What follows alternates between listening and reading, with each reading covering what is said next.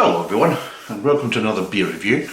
And today we're going to be doing the penultimate in the Isle of Wight series.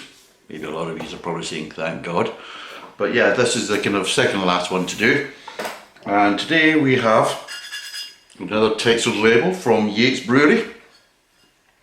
And we have Holy Joe. Now Holy Joe is 4.9%. It's obviously brewed in Isle of Wight. And what does it say? It's a style of a traditional ale. Apparently it's full-bodied golden amber ale with a bittersweet aftertaste. Ground coriander is added to the brew to give it an extra citrusy, spicy finish. In fact, I reviewed my last beer was had stuff added to it to give it a citrus kind of finish, but without using the kind of hops. So let's be interesting to see if this actually works out quite well. So it's 500ml, I think it's just over £2 a bottle.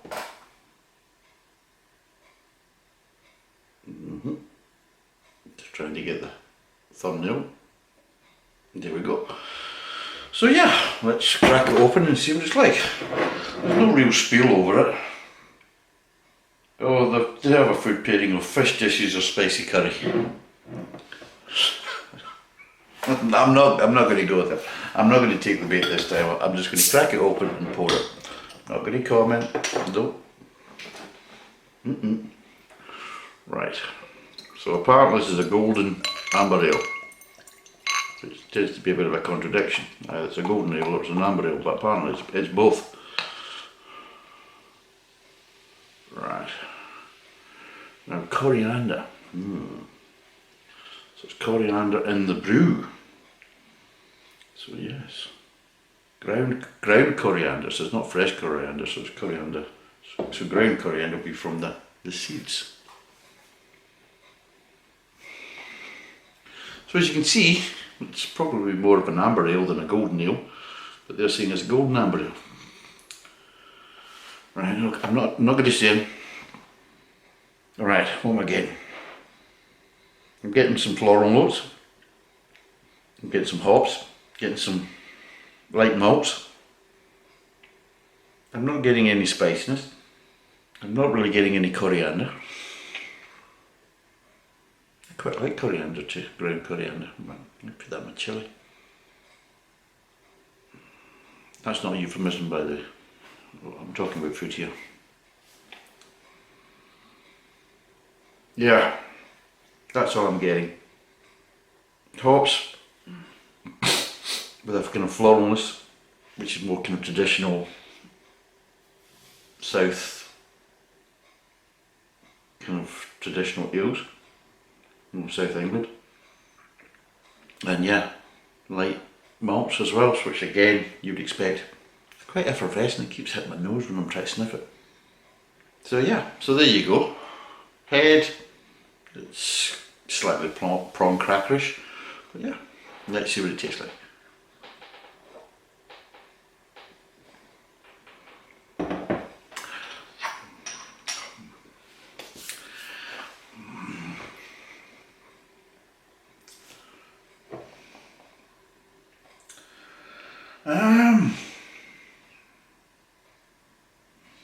I'm not really getting spicy in the finish. I'm not really even getting citrus. Might change when it breaks down.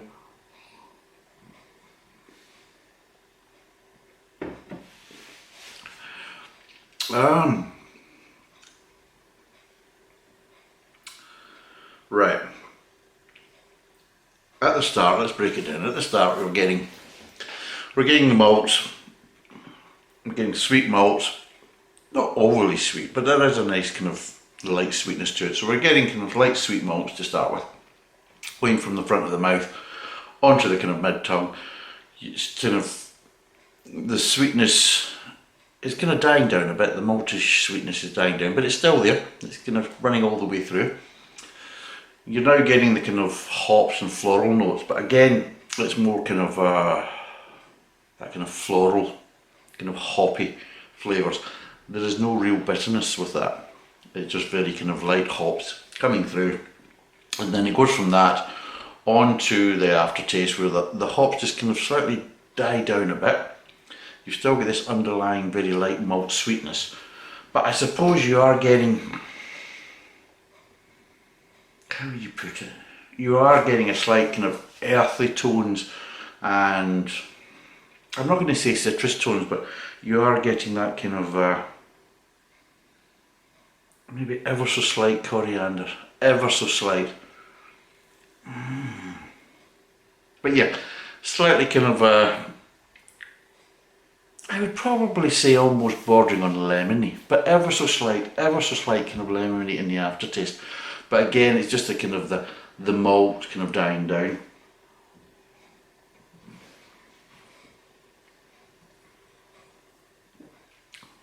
I mean, that's what you're getting with it.